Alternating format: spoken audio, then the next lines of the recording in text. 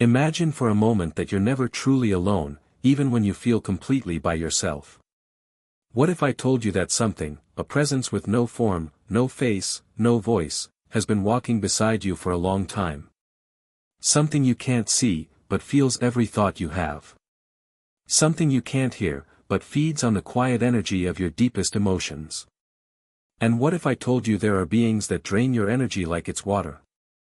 This idea isn't a new one. In ancient traditions, there's a belief about invisible forces that attach to people's energy and feed on their life force. This isn't just a metaphor or a fear based on superstition. It's a concept carefully developed by alchemists, mystics, and occult thinkers over centuries. The ancients called these beings astral larvae, while others, less poetically, called them demons of the unseen world. Today, some people think of them as psychic projections, thoughts that have gained their own life. But the label doesn't matter. What's important is this: they exist, and you could unknowingly be feeding one right now.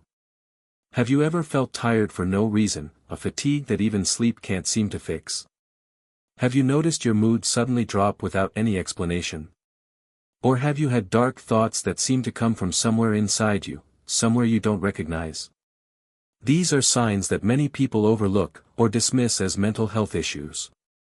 However, some people with a deeper understanding can see them as signs of something more significant, an energetic invasion.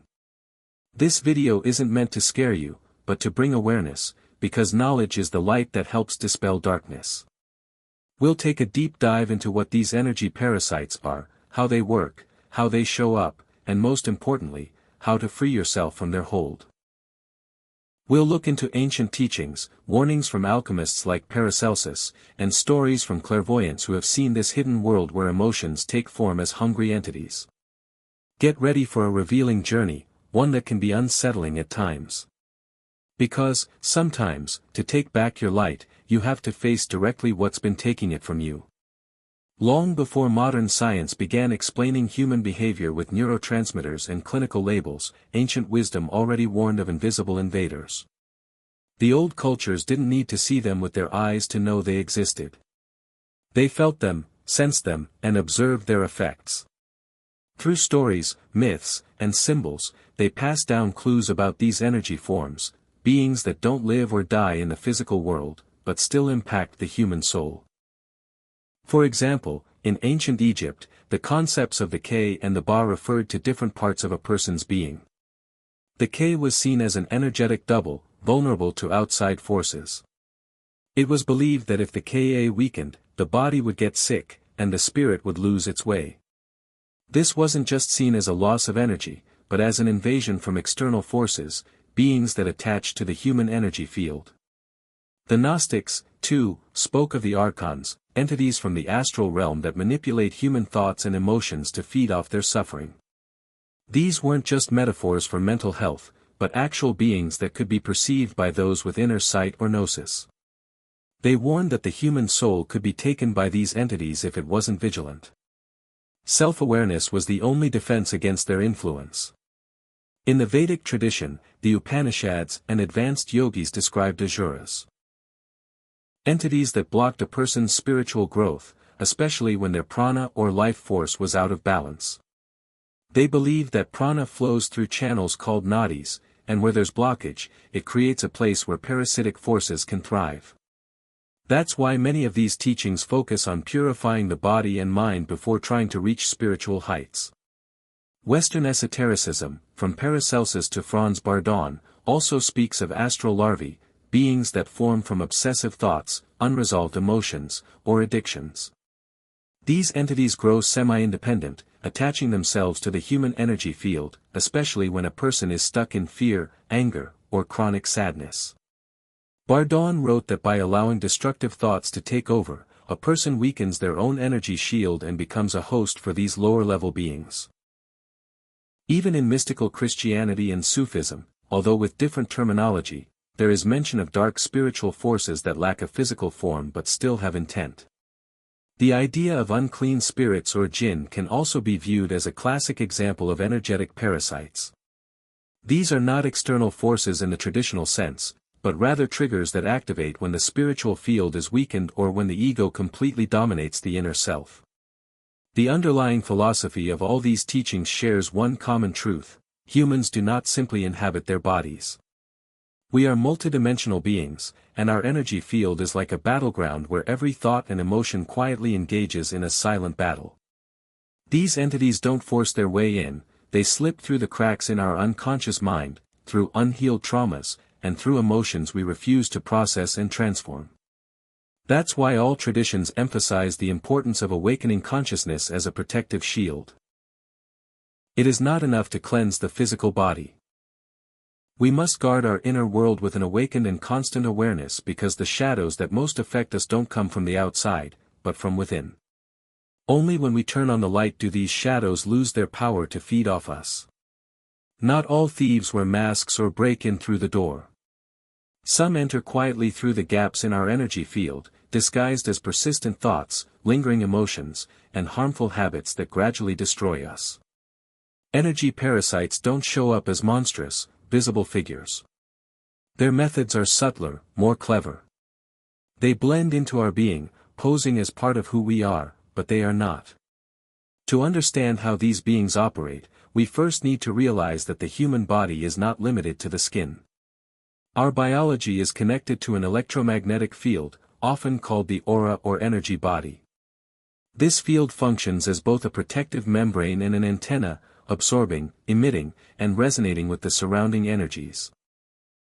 When a person consistently experiences emotions like fear, guilt, hatred, envy, or sadness, this field starts to crack. Imagine it as a fractured crystal that allows things to pass through that it would normally block.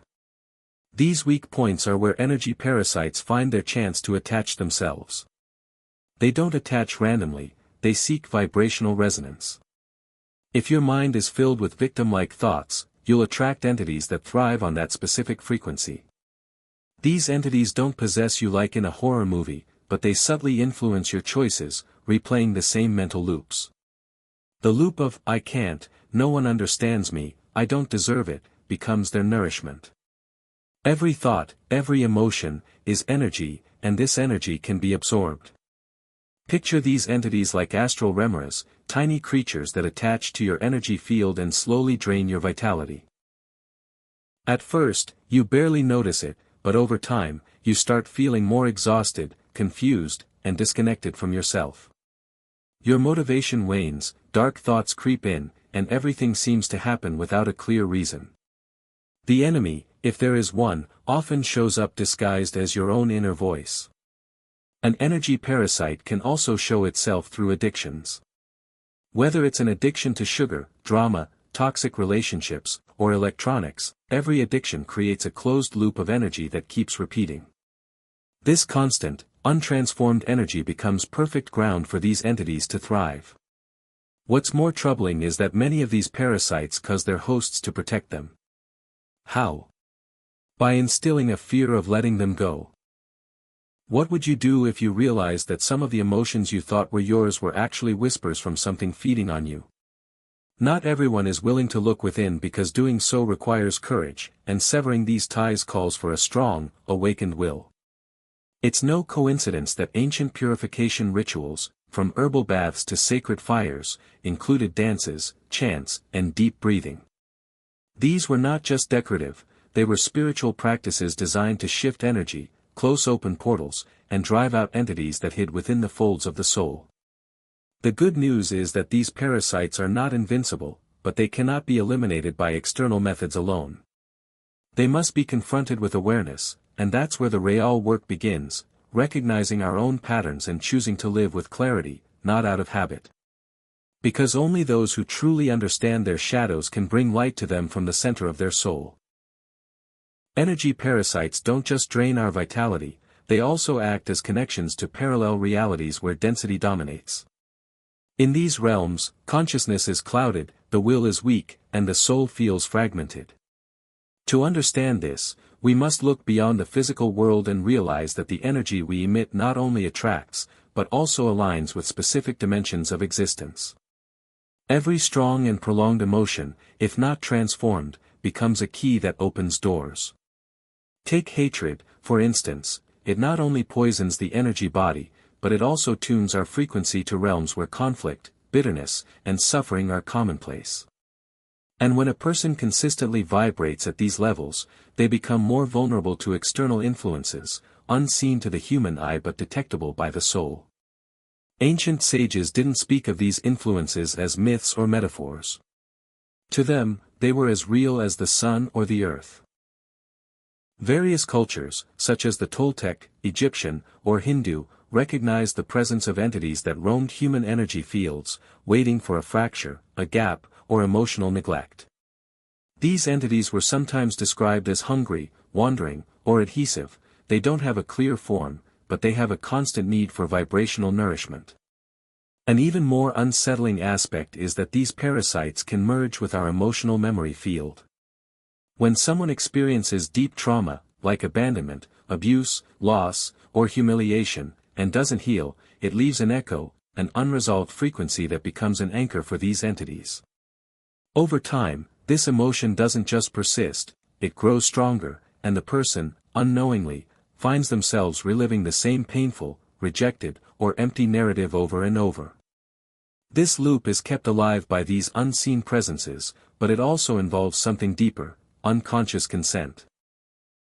It's not enough to just experience an energetic attack for parasitism to happen. True permission comes when we continue to hold on to certain mental patterns or unresolved emotional agreements. Just as a lock requires a key, a parasite needs a frequency that invites it in. At this point, it's worth considering, what are our internal alliances? What thoughts do we nurture in silence every day? What emotions do we protect as if they were part of our identity, when they are just wounds that haven't healed properly? The answers to these questions not only reveal our current energetic state but also the invisible cords that bind us. Some individuals, when they begin healing or deep meditation, experience odd resistances, physical sensations, and thoughts that don't align with their personal history. Sometimes, there are even physical interruptions when they try to connect with their inner selves. These manifestations aren't always just mental blocks, they can be the efforts of these entities to stop their expulsion. When we raise our frequency, when we breathe deeply, when we choose forgiveness and gratitude, we weaken their hold, and they know it. That's why many ancient rituals focused on severing ties, not just with people or memories, but with entities that have been entrenched in the energy body for years, sometimes even generations. Parasitism can be inherited, especially if unresolved karma or painful family patterns are passed down. The journey to freedom begins with awareness. By recognizing these dynamics and naming them, we begin to reclaim the power we once gave away, and the transformation happens. We shift from being victims to becoming guardians of our own energy. It's like turning on the light in a forgotten room, and the parasites have no choice but to dissolve in the brilliance of awakened awareness. Living free from the drain of energy parasites is not a luxury, it's a necessity for any soul seeking growth in consciousness and authenticity. But this protection doesn't come from amulets or hidden secrets outside of you. It comes from your presence, your intention, and your daily spiritual practice. Now, let's explore powerful practices you can integrate into your life to protect your energy and free your field from harmful influences. First, the power of conscious silence. One of the biggest mistakes of our time is the constant noise around us. We surround ourselves with information, distractions, and empty conversations. Silence, however, is a powerful medicine. Spending just 10 minutes a day in total silence, without music, guides, or expectations, lets your energy field realign naturally. In that silence, your soul finds its voice, and the parasites lose their power because they can't manipulate a space that is free from distraction. Second, deep breathing and connecting with your belly. Shallow breathing is a sign of disconnection. Energy parasites thrive when you're distracted, rushing, or disconnected from your body. Practice deep breathing, bringing the air all the way to your abdomen. Ground your awareness. Do this several times a day. Place one hand on your belly and another on your heart, and feel the connection between these two centers. This simple gesture reconnects you with your life force and cuts the cords that allow energy to drain. Third, examine emotional connections. Some people act as real energy drains, not necessarily from malice, but because they themselves are parasitized. Take a moment to reflect. Who in your life leaves you exhausted after spending time with them? What situations do you keep repeating without resolution? Cutting or transforming these bonds is not selfish, it's wise. And if you can't distance yourself physically, protect yourself energetically with daily visualizations where you envelop yourself in light and return the other person's energy, without carrying what's not yours. Fourth, purifying baths with natural elements. Water is a natural agent of transformation. Take a bath once a week with sea salt, rosemary, or lavender. Imagine all the stagnant energy leaving your body and washing down the drain. This simple practice has its roots in ancient purification rituals and strengthens your subtle field. Fifth, watch your inner dialogue. Your mind can be the biggest parasite if you don't pay attention to it. Every self-critical thought, every judgment, every unresolved guilt feeds entities that exist in distorted energy. A daily practice of mindfulness, where you observe your thoughts without identifying with them, is crucial. It's not about repressing, it's about observing without reacting. By doing this, you begin to dissolve the mental patterns that create cracks where darkness can slip through. Sixth, energetic and vibrational nourishment. Remember, you don't just eat for your body, but for your energy field too. Dead, processed foods loaded with chemicals not only harm your physical health but also weaken your energy shields.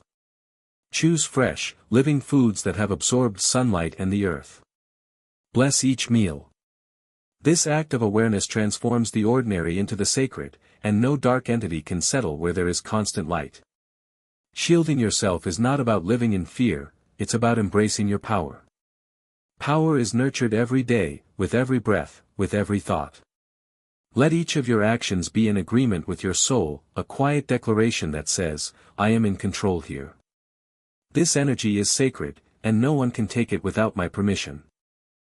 Imagine your energy field as an ancient castle, shaped by centuries of experiences, memories, thoughts, and emotions.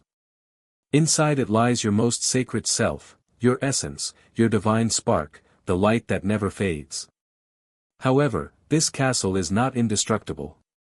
The doors and windows of your energy, opened by carelessness, fear, or ignorance, allow invisible forces to enter, parasitic entities that need no chains to bind you, only your unconsciousness. We've explored these subtle forces, their actions, where they hide, and how they feed. Now we come to the most important realization of this journey: you have the power to close these doors. You don't need to be a learned mystic or retreat to the mountains. What you need is presence, clarity, and will, three keys that anyone can reclaim by choosing to return to the center of their energy. True spiritual power is not loud, it's quiet, consistent, found in small but significant actions. It's in every thought you choose not to feed, every emotion you decide to transform, every relationship you purify, every meal you bless, and every night before sleeping, when you cleanse your field with the clear intention that only light shall dwell within. Protecting yourself from energy parasites is not paranoia, it is spiritual hygiene. Just as you wash your body, you must learn to cleanse your aura, clear your mind, and sweep away energies that do not belong to you. Not because the world is dangerous, but because your energy is precious, and all things of value must be treated with respect. This video is not meant to induce fear but to awaken your sense of responsibility. Where awareness exists, parasites cannot survive. Where there is light, darkness retreats. Where there is truth, manipulation fades. You have seen the invisible. You have recognized that not everything you feel originates from you. You've opened your eyes to the energetic realities around us. And that, in itself, is a form of liberation. The next step is yours. You will choose to protect yourself. You will choose to honor your energy as the most sacred thing you have. Will you live as a conscious guardian of your inner temple? If this content has resonated with you, if you feel it has given you valuable tools, I invite you to share it. Like, subscribe, and activate the bell for more transformative revelations from deep within. But most importantly, take a moment now to reflect. Close your eyes and ask yourself, who or what is living inside me that isn't me? Awakening isn't a sudden event, it's a continuous practice, a loving act toward your soul. You are not weak. You are not at the mercy of the subtle world. You are the central sun of your energy field, and it's time to shine, uninterrupted.